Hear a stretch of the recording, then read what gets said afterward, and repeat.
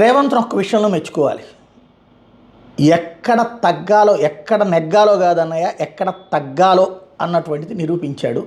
అనుకోవడానికి కాదు, ఎక్కడ కన్విన్స్ చేయాలో కాదు, ఎక్కడ కన్ఫ్యూజ్ చేయాలో చేశాడు.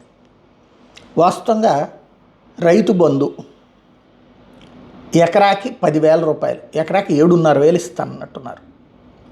ముందు 10 అన్నారు, తర్వాత 7,500. ఎకరాకి 7,500 రూపాయలు చొప్పున ఇచ్చేటటువంటి కాన్సెప్ట్. ఇదివరకు 5,000 ఇచ్చేవాళ్ళు, ఇస్తానని చెప్పారు. దాని మీదన జరగట్లే, ఏడాది అయిపోయింది. రుణమాఫీ కూడా పూర్తిగా చేయలేదు. అదేమంటే పంటలు పండించే వాళ్ళకి లేకపోతే వీళ్ళకి చేసాం అని చెప్పుకొచ్చారు.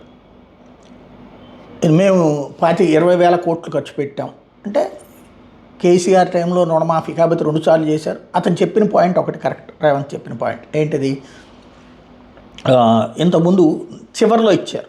దానివల్ల 4-5 ఏళ్ళు అది పెండింగ్లో పెట్టేటప్పటికి వీళ్ళు ఇచ్చినటువంటి డబ్బులు వడ్డీలకి పోయినాయి, అసలు చేతిలో ఏం మిగల, రుణమాఫీ కాల, మళ్ళీ వాళ్ళు అప్పులు పాలై ఉన్నారు.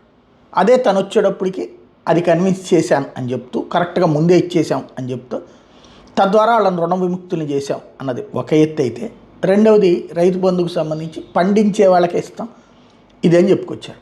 ఇది ప్రజలు అనుకున్నది కాదు. అందరికీ ఆడే 5,000 ఇచ్చినప్పుడు 7,500 ఇస్తానంటున్నాడు కదా, ఇంకో ₹1.5 పెరుగుతుంది కదా అనుకున్నారు, ఇంకో 2.5 పెరుగుతుంది కదా.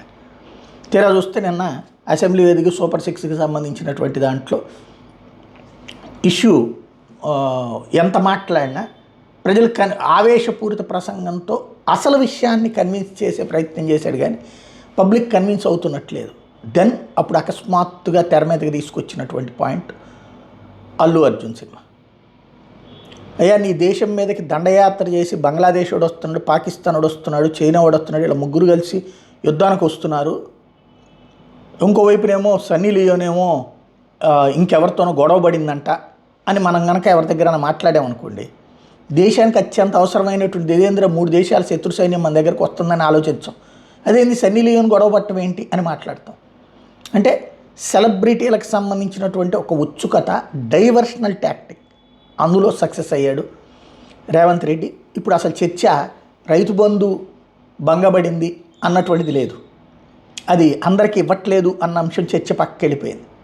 అట్లాగే సూపర్ 6కి డబ్బులు లేవు, అదంతా కేసీఆర్ వాళ్ళు అప్పులు చేయడం వల్ల అన్నటువంటిది పక్కకి వెళ్ళిపోయింది. కేసీఆర్ వాళ్ళు అప్పులు చేశాకనే నువ్వే 7 లక్షలు 8 లక్షల కోట్లు 10 లక్షల కోట్లు అని చెప్పి మరి అయినా నేను ఇది ఇస్తానని చెప్పి రాహుల్ గాంధీతో చెప్పించి, ప్రియాంక గాంధీ వాద్రాతో చెప్పించి, సోనియా గాంధీతో చెప్పించి, ఇప్పుడేమో డబ్బులే అందుకని ఇవ్వలేకపోతున్నా ఉంటున్నారు. ఆ చర్చ జరగనీయకుండా అల్లు అర్జున్ సినిమా చర్చ, ఇది రేవంత్ సక్సెస్ అయినటువంటి సూత్రం.